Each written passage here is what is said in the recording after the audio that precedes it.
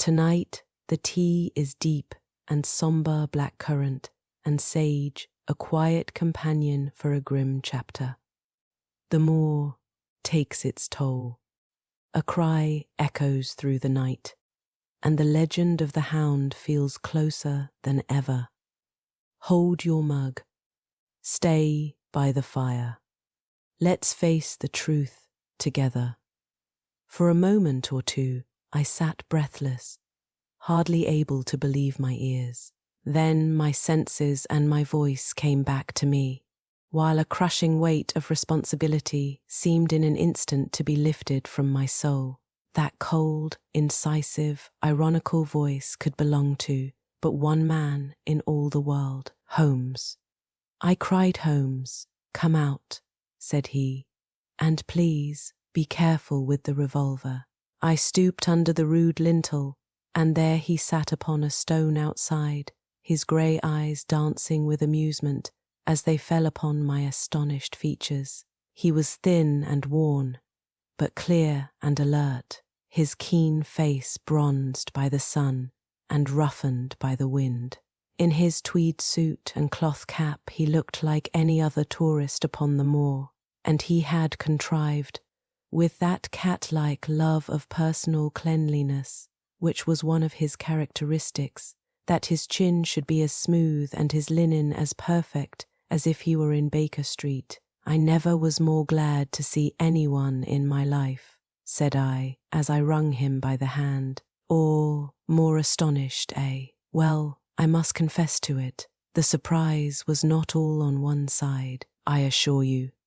I had no idea that you had found my occasional retreat, still less that you were inside it, until I was within 20 paces of the door. My footprint, I presume. I fear that I could not undertake to recognize your footprint amid all the footprints of the world. If you seriously desire to deceive me, you must change your tobacconist, for when I see the stub of a cigarette marked Bradley, Oxford Street, I know that my friend Watson is in the neighbourhood. You will see it there beside the path. You threw it down, no doubt, at that supreme moment when you charged into the empty hut." "Exactly. I thought as much, and knowing your admirable tenacity, I was convinced that you were sitting in ambush, a weapon within reach, waiting for the tenant to return. So you actually thought that I was the criminal. I did not know who you were, but I was determined to find out. Excellent, Watson. And how did you localize me? You saw me, perhaps, on the night of the convict hunt, when I was so imprudent as to allow the moon to rise behind me. I saw you then, and have no doubt searched all the huts until you came to this one. No, your boy had been observed, and that gave me a guide where to look. The old gentleman with the telescope, no doubt. I could not make it out when first I saw the light flashing upon the lens." He rose and peeped into the hut. "Ha, I see that Cartwright has brought up some supplies. What's this paper? So you have been to Coombe, Tracy, have you?" "Yes, to see Mrs. Laura Lyons." "Exactly. Well done. Our researches have evidently been running on parallel lines, and when we unite our results, I expect we shall have a fairly full knowledge of the case. Well, I am glad from my heart that you are here, for indeed the responsibility and the mystery were both becoming too much for my nerves. But how, in the name of wonder, did you come here, and what have you been doing? I thought that you were in Baker Street working out that case of blackmailing. That was what I wished you to think. Then you use me, and yet do not trust me. I cried with some bitterness. I think that I have deserved better deserved better at your hands, Holmes. My dear fellow, you have been invaluable to me in this as in many other cases, and I beg that you will forgive me if I have seemed to play a trick upon you. In truth, it was partly for your own sake that I did it, and it was my appreciation of the danger which you ran which led me to come down and examine the matter for myself. Had I been with Sir Henry and you, it is confident that my point of view would have been the same as yours, and my presence would have warned our very formidable opponents to be on their guard. As it is, I have been able to get about as I could not possibly have done had I been living in the hall, and I remain an unknown factor in the business, ready to throw in all my weight at a critical moment. But why keep me in the dark? For you to know could not have helped us and might possibly have led to my discovery. You would have wished to tell me something, or, in your kindness, you would have brought me out some comfort or other, and so an unnecessary risk would be run. I brought Cartwright down with me, you remember the little chap at the express office end. He has seen after my simple wants. A loaf of bread and a clean collar. What does man want more? He has given me an extra pair of eyes upon a very active pair of feet, and both have been invaluable. Then my reports have all been wasted. My voice trembled as I recalled the pains and the pride with which I had composed them.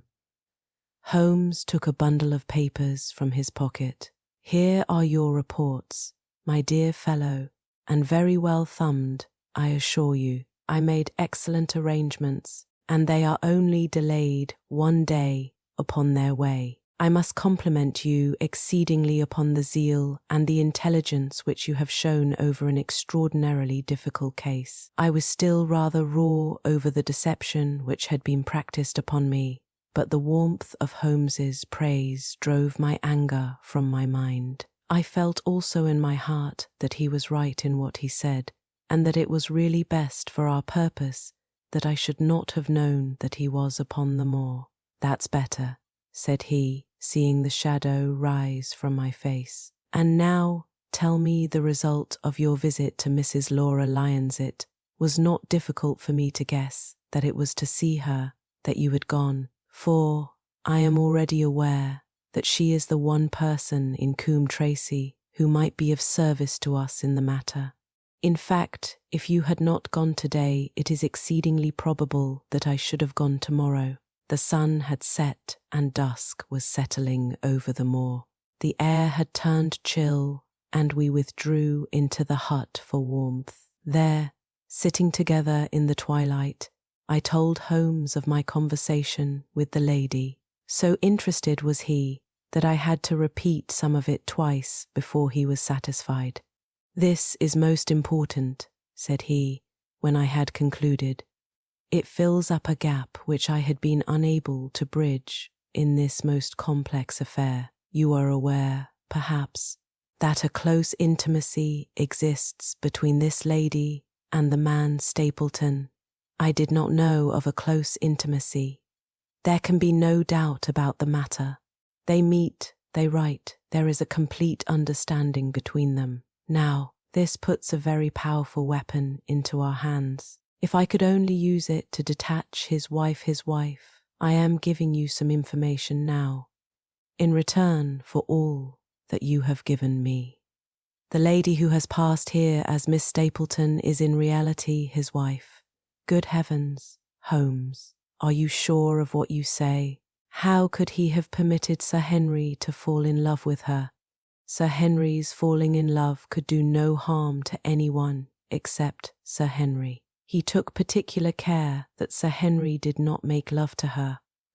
As you have yourself observed, I repeat that the lady is his wife and not his sister. But why this elaborate deception? Because he foresaw that she would be very much more useful to him in the character of a free woman. All my unspoken instincts, my vague suspicions, suddenly took shape and centered upon the naturalist. In that impassive, colourless man, with his straw hat and his butterfly net, I seemed to see something terrible, a creature of infinite patience and craft, with a smiling face and a murderous heart.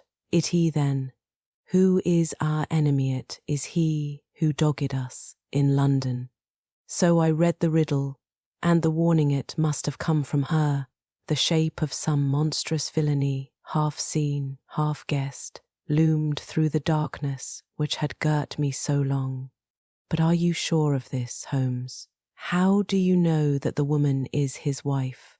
Because he so far forgot himself as to tell you a true piece of autobiography upon the occasion when he first met you, and I dare say he has many a time regretted it since. He was once a schoolmaster in the north of England. Now, there is no one more easy to trace than a schoolmaster. There are scholastic agencies by which one may identify any man who has been in the profession. A little investigation showed me that a school had come to grief under atrocious circumstances, and that the man who had owned it the name was had disappeared with his wife. The descriptions agreed. When I learned that the missing man was devoted to entomology, the identification was complete. The darkness was rising, but much was still hidden by the shadows. If this woman is in truth his wife, where does Mrs. Laura Lyons come in? I asked. That is one of the points upon which your own researches have shed a light. Your interview with the lady has cleared the situation very much. I did not know about a projected divorce between herself and her husband. In that case, regarding Stapleton as an unmarried man, she counted no doubt upon becoming his wife. And when she is undeceived, why, then we may find the lady of service. It must be our first duty to see her both of us tomorrow. Don't you think, Watson, that you are away from your charge rather long? Your place should be at Baskerville Hall. The last red streaks had faded away in the west and night had settled upon the moor. A few faint stars were gleaming in a violet sky. One last question, Holmes, I said as I rose. Surely there is no need of secrecy between you and me. What is the meaning of it all? What is he after? Holmes's voice sank as he answered. It is murder, Watson refined, cold-blooded, deliberate murder. Do not ask me for particulars. My nets are closing upon him, even as his are upon Sir Henry, and with your help he is already almost at my mercy. There is but one danger which can threaten us. It is that he should strike before we are ready to do so. Another day too at the most and I have my case complete. But until then, guard your charge as closely as ever a fond mother watched her ailing child. Your mission today has justified itself, and yet I could almost wish that you had not left his side. Hark! A terrible screamer, prolonged yell of horror and anguish burst out of the silence of the moor. That frightful cry turned the blood to ice in my veins. Oh my God, I gasped. What is it? What does it mean? Holmes had sprung to his feet, and I saw his dark, athletic outline at the door of the hut, his shoulders stooping, his head thrust forward, his face peering into the darkness. Hush, he whispered, hush. The cry had been loud on account of its vehemence, but it had pealed out from somewhere far off on the shadowy plain. Now it burst upon our ears, nearer, louder, more urgent than before. Where is it? Holmes whispered, and I knew from the thrill of his voice that he, the man of iron, was shaken to the soul. Where is it, Watson? There, I think. I pointed into the darkness. No, there. Again the agonized cry swept through the silent night, louder and much nearer than ever. And a new sound mingled with it, a deep muttered rumble, musical and yet menacing, rising and falling like the low, constant murmur of the sea. The hound, cried Holmes. Come, Watson, come, great heavens, if we are too late. He had started running swiftly over the moor, and I had followed at his heels. But now from somewhere, among the broken ground immediately in front of us, there came one last despairing yell, and then a dull, heavy thud. We halted and listened. Not another sound broke the heavy silence of the windless night. I saw Holmes put his hand to his forehead like a man distracted. He stamped his feet upon the ground. "He has beaten us, Watson. We are too late." "No, no, surely not. Fool that I was to hold my hand. And you, Watson, see what comes of abandoning your charge. But by heaven, if the worst has happened, we'll avenge him." Blindly, we ran through the gloom, blundering against boulders, forcing our way through gorse bushes, panting up hills and rushing down slopes, heading always in the direction whence those dreadful sounds had come. At every rise Holmes looked eagerly round him, but the shadows were thick upon the moor, and nothing moved upon its dreary face. "Can you see anything?" "Nothing, but, hark, what is that?" A low moan had fallen upon our ears. There it was again, upon our left. On that side a ridge of rocks ended in a sheer cliff which overlooked a stone-strewn slope. On its jagged face was spread-eagled some dark, irregular object. As we ran towards it, the vague outline hardened into a definite shape. It was a prostrate man face downward upon the ground, the head doubled under him at a horrible angle, the shoulders rounded and the body hunched together as if in the act of throwing a somersault. So grotesque was the attitude that I could not for the instant realize that that moan had been the passing of his soul. Not a whisper, not a rustle, rose now from the dark figure over which we stooped. Holmes laid his hand upon him and held it up again with an exclamation of horror. The gleam of the match which he struck shone upon his clotted fingers and upon the ghastly pool which widened slowly from the crushed skull of the victim. And it shone upon something else which turned our hearts sick and faint within us, the body of Sir Henry Baskerville. There was no chance of either of us forgetting that peculiar ruddy tweed suit, the very one which he had worn on the first morning that we had seen him in Baker Street. We caught the one clear glimpse of it, and then the match flickered and went out, even as the hope had gone out of our souls. Holmes groaned, and his face glimmered white through the darkness. "The brute, the brute," I cried with clenched hands.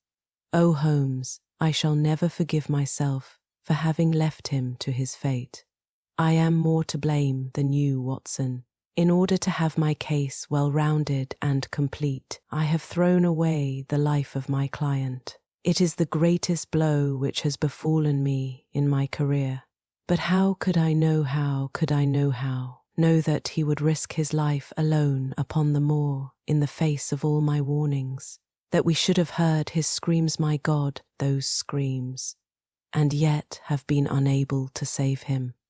Where is this brute of a hound which drove him to his death? It may be lurking among these rocks at this instant. And Stapleton, where is he? He shall answer for this deed. He shall. I will see to that. Uncle and nephew have been murdered, the one frightened to death by the very sight of a beast which he thought to be supernatural, the other driven to his end in his wild flight to escape from it. But now we have to prove the connection between the man and the beast. Save from what we heard, we cannot even swear to the existence of the latter, since Sir Henry has evidently died from the fall. But, by heavens, cunning as he is, the fellow shall be in my power before another day is past. We stood with bitter hearts on either side of the mangled body, overwhelmed by this sudden and irrevocable disaster which had brought all our long and weary labours to so piteous an end.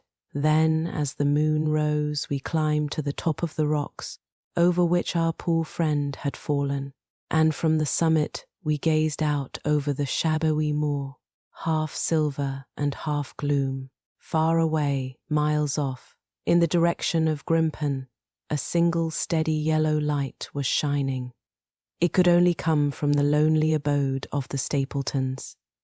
With a bitter curse, I shook my fist at it as I gazed. Why should we not seize him at once?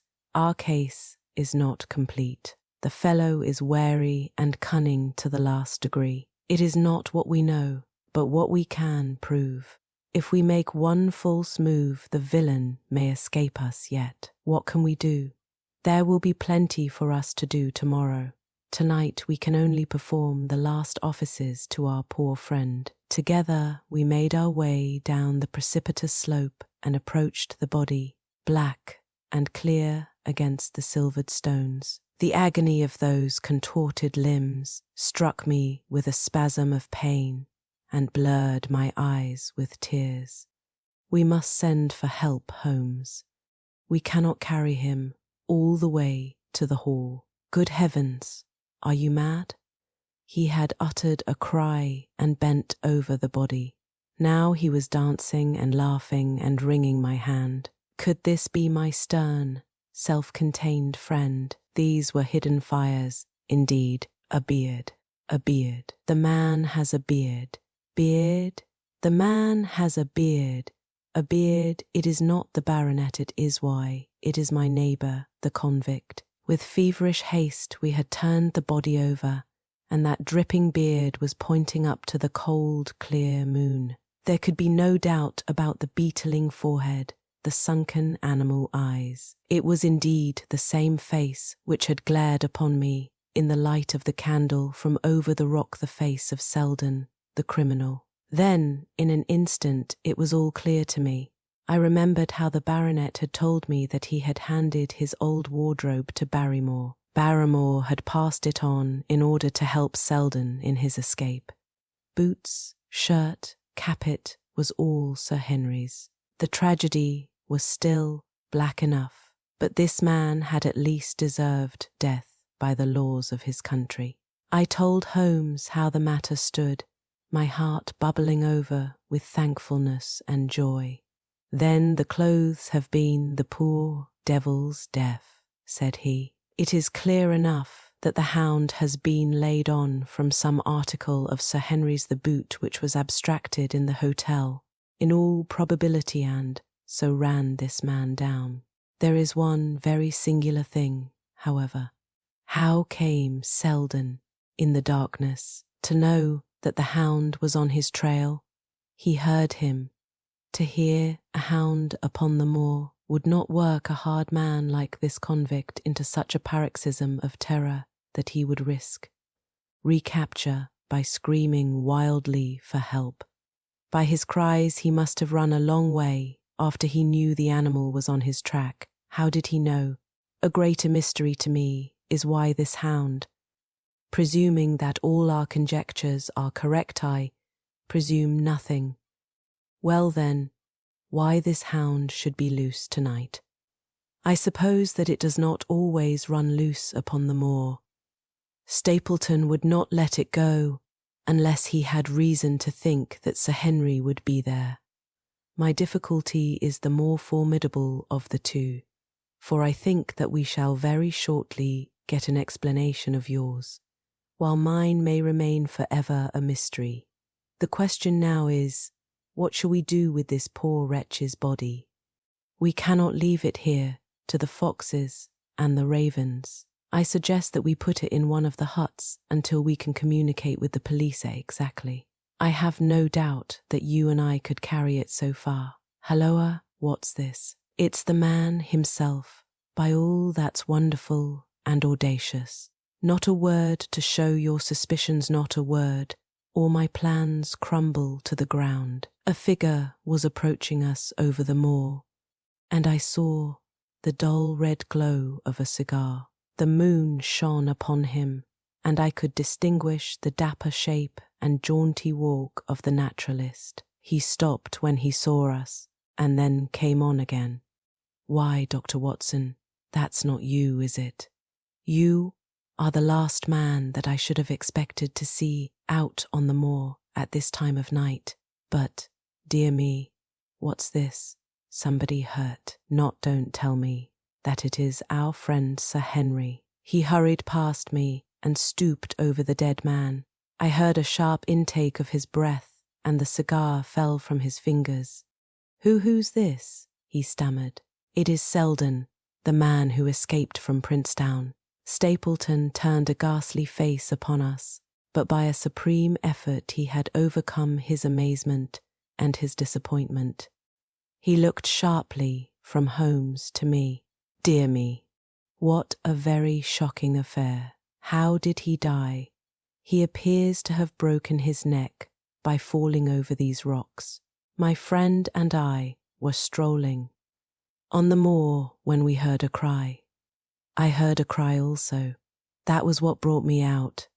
I was uneasy about Sir Henry." "Why about Sir Henry in particular?"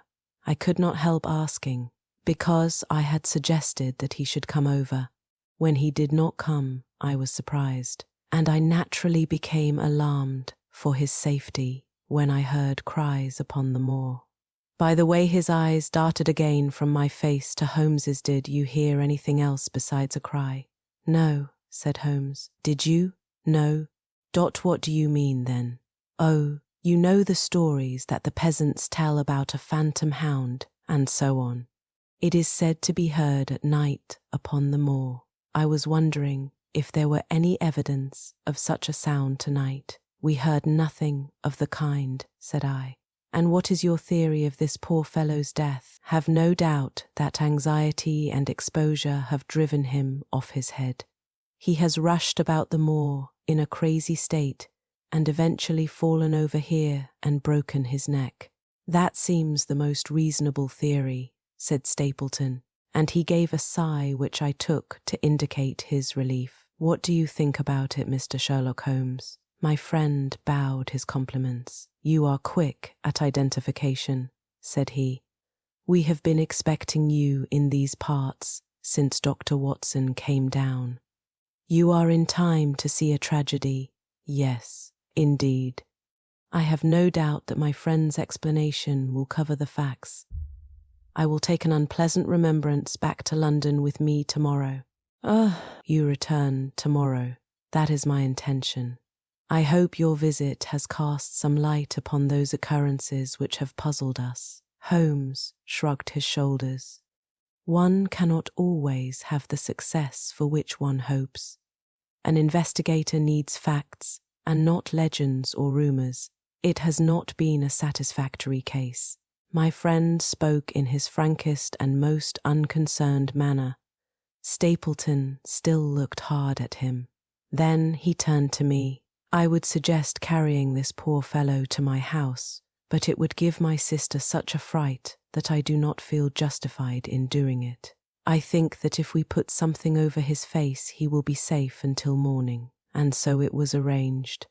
Resisting Stapleton's offer of hospitality, Holmes and I set off to Baskerville Hall, leaving the naturalist to return alone. Looking back, we saw the figure moving slowly away over the broad moor, and behind him that one black smudge on the silvered slope which showed where the man was lying who had come so horribly to his end. "We're at close grips at last," said Holmes as we walked together across the moor. "What a nerve the fellow has. How he pulled himself together in the face of what must have been a paralyzing shock when he found that the wrong man had fallen a victim to his plot. I told you in London, Watson, and I tell you now again, that we have never had a foeman more worthy of our steel. I am sorry that he has seen you, and so was I at first, but there was no getting out of it. What effect do you think it will have upon his plans now that he knows you are here? It may cause him to be more cautious, or it may drive him to desperate measures at once. Like most clever criminals, he may be too confident in his own cleverness and imagine that he has completely deceived us. Why should we not arrest him at once, my dear Watson? You were born to be a man of action. Your instinct is always to do something energetic. But supposing, for argument's sake, that we had him arrested tonight, what on earth the better off should we be for that? We could prove nothing against him. There's the devilish cunning of it. If he were acting through a human agent, we could get some evidence. But if we were to drag this great dog to the light of day, it would not help us in putting a rope round the neck of its master. Surely we have a case. A shadow of one only surmise, conjecture. We should be laughed out of court if we came with such a story and such evidence. There is Sir Charles's death, found dead without a mark upon him. You and I know that he died of sheer fright, and we know also what frightened him. But how are we to get 12 stolid jurymen to know it? What signs are there of a hound? Where are the marks of its fangs? Of course we know that a hound does not bite a dead body, and that Sir Charles was dead before ever the brute overtook him. But we have to prove all this, and we are not in a position to do it. Well then, tonight? We are not much better off tonight. Again, there was no direct connection between the hound and the man's death. We never saw the hound. We heard it, but we could not prove that it was running upon this man's trail. There is a complete absence of motive. No, my dear fellow, we must reconcile ourselves to the fact that we have no case at present, and that it is worth our while to run any risk in order to establish one. And how do you propose to do so? I have great hopes of what Mrs. Laura Lyons may do for us when the position of affairs is made clear to her. And I have my own plan as well. Sufficient for tomorrow is the evil thereof, but I hope before the day is past to have the upper hand at last. I could draw nothing further from him, and he walked, lost in thought, as far as the Baskerville gates. Are you coming up? I see no reason for further concealment, but one last word. Watson, say nothing of the hound to Sir Henry. Let him think that Selden's death was as Stapleton would have us believe. He will have a better nerve for the ordeal which he will have to undergo tomorrow when he is engaged, if I remember your report aright, to dine with these people. And so am I. Then you must excuse yourself, and he must go alone. That will be easily arranged. And now, if we are too late for dinner, I think that we are both ready for our suppers. The moor has claimed a life. Take a deep breath, love.